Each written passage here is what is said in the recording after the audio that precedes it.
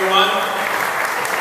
Before we proceed, I have here 4 tickets to any Jet game, and we will begin the bidding at $1.50. Whoa. There's someone who needs no introduction. But I know better, because despite all these years, it will still happen. Happened last night. I'm walking through MetLife Stadium, and somebody goes, "Hey, Al Michaels, how are you?" Like, Al's up there calling the game. I'm walking around while the game is going on. But I'll be somewhere and someone say, "Good to see you, Mr. Musburger." And I've long since decided it's not worth debating the point. Let's just keep things moving. Hi, how you doing? I'll be getting off the plane. Pilot standing in the cockpit door. "Thanks for flying with us, Marv." I just say, "Yes, an enjoyable flight." Why do I want to make waves? But the one that truly stands out, and I have witnesses. A few years ago, I'm standing on a corner in New York, in Manhattan. I'm waiting to cross the street, and a young guy, about 25, 26, comes walking toward me, and I can tell by the expression on his face that he's about to greet me. Big, broad smile, extends his hand, and he says, Bryant, I love you." No matter how they try to reform it, at some point, it isn't reformable. Because a lot of the hits that deliver concussions or debilitating injuries are completely legal. They're completely legal. You can eliminate the head-to-head contact, or at least legislate against it. You can improve the equipment, and guys will still be severely hurt in the natural course of the game. In other sports, injuries are incidental. They're an incidental risk. In football, they are fundamental. Football is the only sport where after every game, we are expected to see an injury report. It's like a battlefield report. Every Sunday night, at the end of the telecast, I turn to Mike Florio of Pro Football Talk, and the last thing is, "Mike, take us through some of the day's significant injuries." Think about that. If after every Yankee game, Michael Kay said, "Well, let's check and see how many Yankees were taken off on stretchers," wouldn't that be weird? So that distinguishes a Bonds or a Clemens from a Mark McGwire or a Sammy Sosa, who we have reason to believe would not have had Hall of Fame numbers without having used steroids.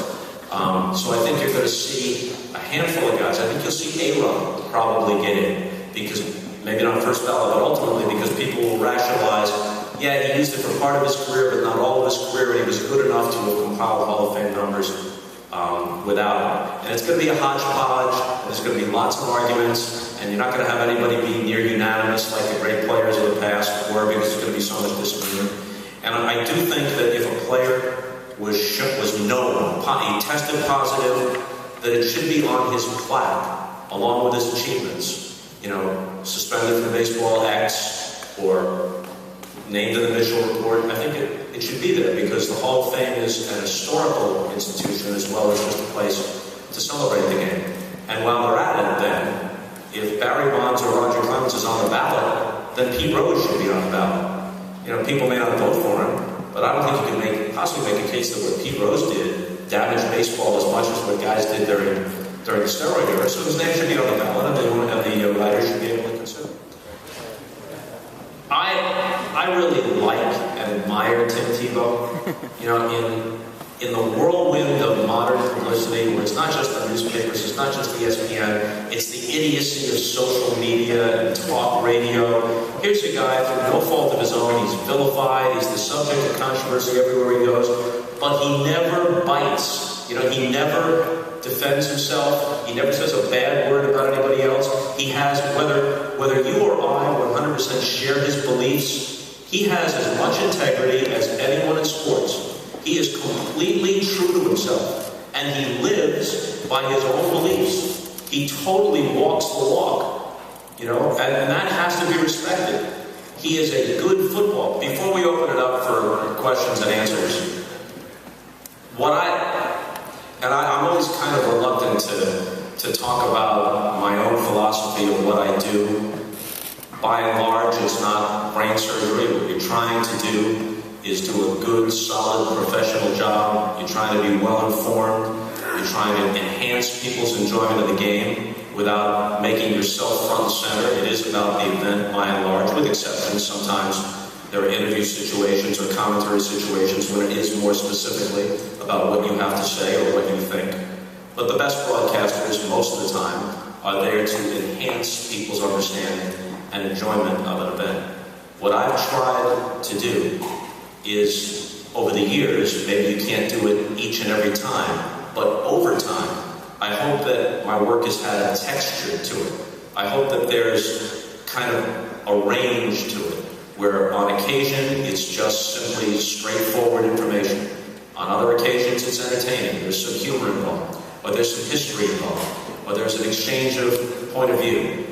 And I hope that there are times when it's been journalistic, because I think that too often those who cover sports are unwilling to look at the very real and sometimes serious issues that surround the games they so often glorify and present. It's so hard to name any one, but I was in, it's amazing to say this because it seems to me like it's yesterday, but it's all before you were born.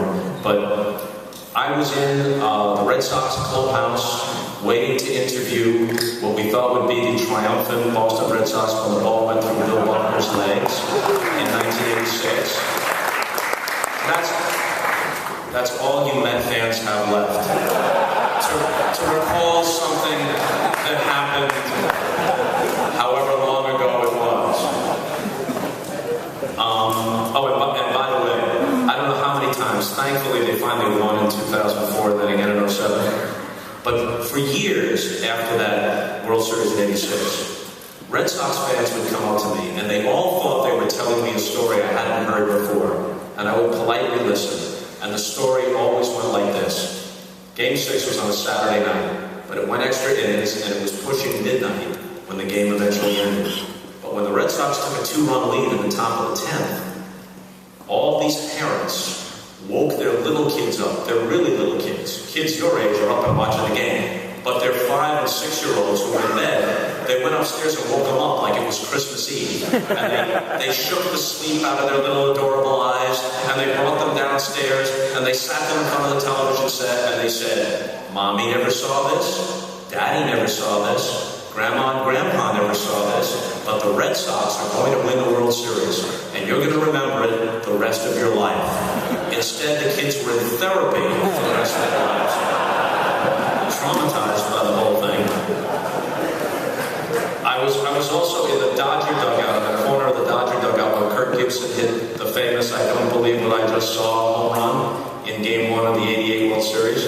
And I saw Gibson come limping out of the clubhouse and come up to home plate in an almost cinematic time at bat. It almost seemed like it was out of a movie script. Muhammad Ali lighting the torch at the opening ceremony of the Atlanta Olympics was a really inspiring moment. And I was lucky enough to call what should have been the last play of Michael Jordan's NBA career when he made the shot against Utah that turned a 1-point deficit into a 1-point lead and won the 6th and final championship for them. And I thought that was his exit because no one in the history of American sports would have ever had a better final moment, but his competitive juices were just so great that he had to come back and do some sort of weird turn with the Washington Wizards for a couple of years. So, he screwed up my place in the time machine.